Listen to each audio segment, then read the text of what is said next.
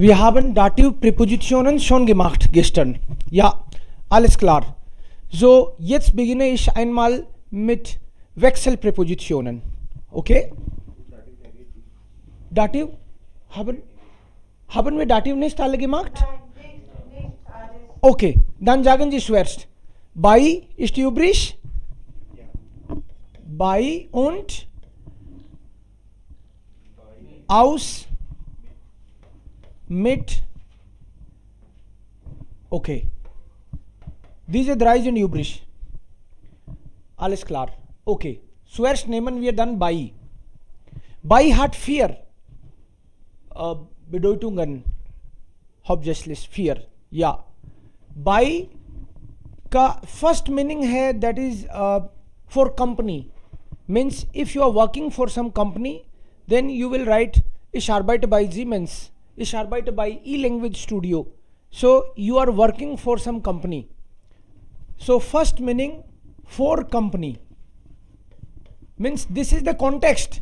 Meaning here you can write at, for, with. It does not make any difference. इससे फर्क नहीं पड़ता कि इंग्लिश में किसी बंदे ने ऐसे बोला है I am working for siemens, I am working in siemens, I am working at siemens, इससे फर्क ही नहीं पड़ता. हम लोग तो ये बोलते हैं इश आर्बाइटे बाय सीमेंस. सो इंग्लिश के ट्रांसलेशन के चक्कर में फंस मत जाना. इंग्लिश में हो सकता है कोई एट फॉर विद लिखे, बट हम किसी कंपनी में काम कर रहे हैं, किसी कंपनी के यहाँ काम कर रहे हैं. बाय का मतलब ओवरऑल, बाय का मतलब है एट. लेकिन आप किसी न किसी तरीके से आपको इसमें थोड़ी सी डिपेंडेंसी भी दिखती है. सो कंपनी में काम करने के लिए तो आपको बाय लगाना है. इसके अलावा तीन चार अलग अलग कॉन्टेक्स्ट और भी हैं. First is by. Okay, means for company. This is the context, this is the meaning. Number one. Second context is near. Meaning is near, you can say. Context is place. जैसे E-Language Studio कहाँ है, तो एक तो मैं बोलता हूं city का नाम जयपुर में है, तब तो मैं इन लगा दूंगा. लेकिन जयपुर में कहाँ, तो कोई एक बड़े माइलस्टोन के पास में अगर मेरे को बताना है तो मैं बोलूंगा बाई. या फिर जैसे मान लो कोई बोले कि जयपुर कहाँ है वो तो बताओ, ई-लैंग्वेज स्टूडियो तो बाद पहुंचेंगे, तो मैं बोलूंगा जयपुर तो इंडिया में है. तो इंडिया में कहाँ, तो कहाँ बताऊं, जयपुर ही नहीं समझ में आ रहा, उसको क्या समझाऊं मैं, तो मैं कहूंगा दिल्ली के पास है. अगर मान लो कोई लंदन में बैठा हुआ आदमी है तो उसको मैप पे देखेगा जयपुर, हाँ दिल्ली के पास ही दिखेगा उसको. वो 200 किलोमीटर 300 किलोमीटर दूर है वो अलग बात है. लेकिन आपको कोई एक ऐसी बड़ी जगह बतानी पड़ती है ताकि आदमी उसको लोकेट कर ले. तो जयपुर ईस्ट बाय दिल्ली, ठीक है. हमारे जयपुर के पास में 50 किलोमीटर दूर एक प्लेस है चोमू, और मैं आपको बोलूं कि मेरा फ्रेंड चोमू में रहता है, तो आप पूछोगे चोमू कहाँ है, तो मैं बोलूंगा जयपुर के पास, near Jaipur.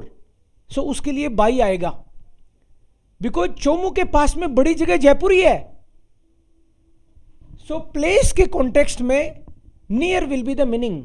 I will say Chomu leaked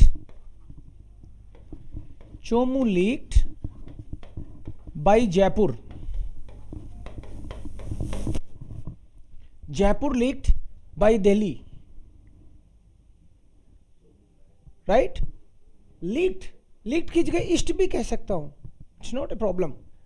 here by means near, के आसपास. This is the second meaning. Third meaning, by is dependency. Meaning इसका विद निकलता है, but for dependency. Meaning is with, but context is dependency.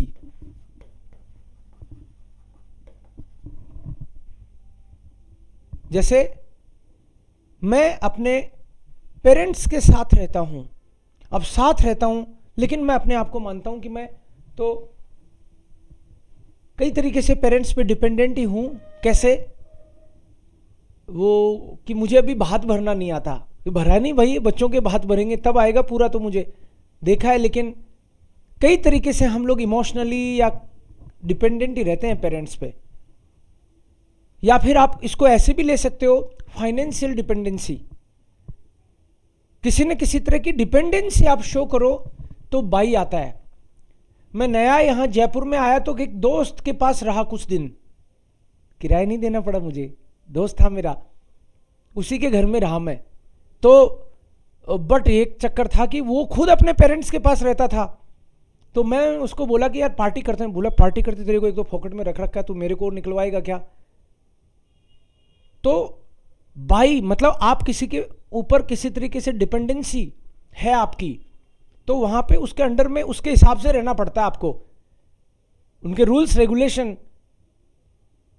तो मैं जब Berlin में रहता हूं कुछ दिन, तो मैं एक अपने फ्रेंड, दूसरे फ्रेंड के यहां रहता हूं, तो उस कॉन्टेक्स्ट में भी मैं बाई यूज करूंगा।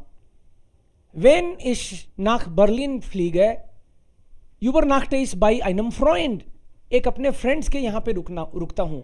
तो मुझे तो पता ही नहीं वहाँ बर्लिन में कैसे, तो कहाँ से ब्रेड खरीदो, कहाँ पे कुछ, तो मुझे तो डिपेंडेंसी केवल फाइनेंशियल डिपेंडेंसी नहीं, कई तरीके की डिपेंडेंसी, मतलब आप उस पर निर्भर हो, आप इंडिपेंडेंट नहीं हो। पेरेंट्स के लिए हम लोग हमेशा बाई यूज करेंगे, एक बात। दूसरी बात, फाइनेंशियल डिपेंडेंसी की बात आएगी तो बाई यूज करेंगे, ठीक है। लेकिन मान लो आप अपने फ्रेंड के साथ रहते हो, किराया आधा देते हो, फिर उसके हिसाब से थोड़ी चलोगे आप, फिर तो आप अपनी भी चलाओगे, तो वहां पे बाई नहीं लगेगा, वहां पे मिट लगेगा, ठीक है। So third context is dependency, okay. Fourth, by का जो फोर्थ मीनिंग है वो है प्रोफेशनल रिलेशनशिप।